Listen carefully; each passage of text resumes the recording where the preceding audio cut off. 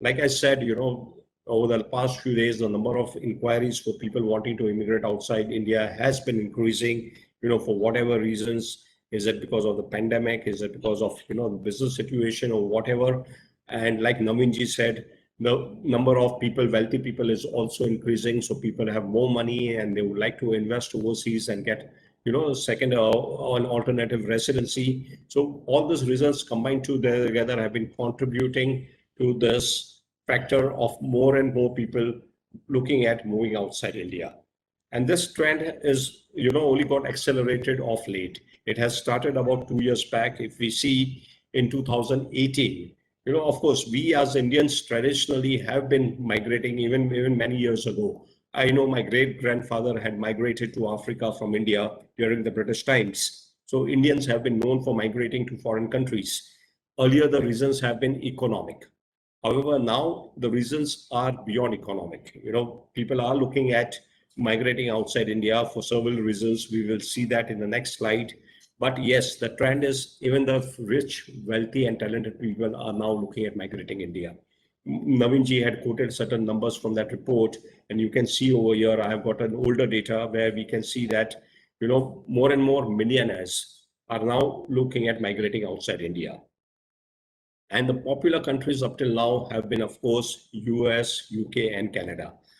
And primarily because these are English-speaking countries and we are comfortable over there. We have, many of us have our friends and relatives in that country. So we have some kind of bonding and we have some relationship and, of course, language and culture. So because of that, these programs have been very popular.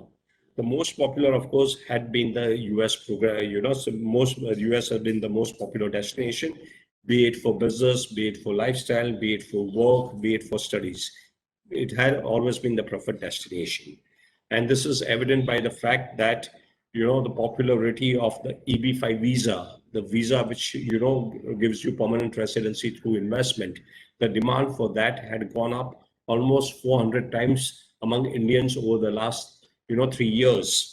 In fact, this was one area where we even beat the China. The number of applications from India for EB5 program was 756 in 219, whereas that from China, which has always been the leader, so far, and the immigration industry, was 351. However, we have seen that during the last 2 years, there has been slight change. We had seen that the investment amount for EB5 has increased from $500,000 to $900,000. So now $900,000 is a huge amount. And again, there are some restrictions of FEMA, etc. Plus, there have been certain uncertainties we all know with regard to what was happening in US. So because of all these factors combined together, we found that the US had lost its charm and more people were looking at an alternative to US, and which was Canada. So the number of inquiries for Canada have gone up. More and more people are looking at now migrating to Canada. And Canada offers multiple programs. Apart from investment, they've got various other programs and they are very keen to have immigrants.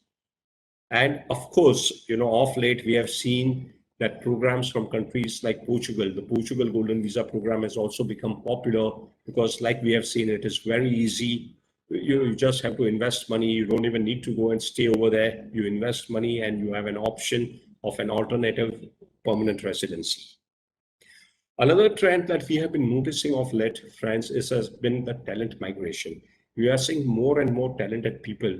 Governments all over the world are trying to attract talented people, and they have what is known as the startup visa or the innovation visa, through which they're trying to attract young and innovative entrepreneurs who have very good ideas and have been successful in executing those ideas in India.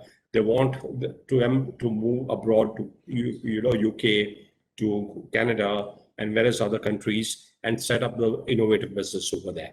So we are seeing, apart from migration of wealthy people, there is also talent migration which is taking place. Right now, yes, of course, most of you are looking at immigration options, and that's why you are here. You've joined us here today in this webinar. Now, I would say that immigration is a very, very important decision in your life for you as well as your family. And it has to be done very, very carefully. You need to take a decision very carefully.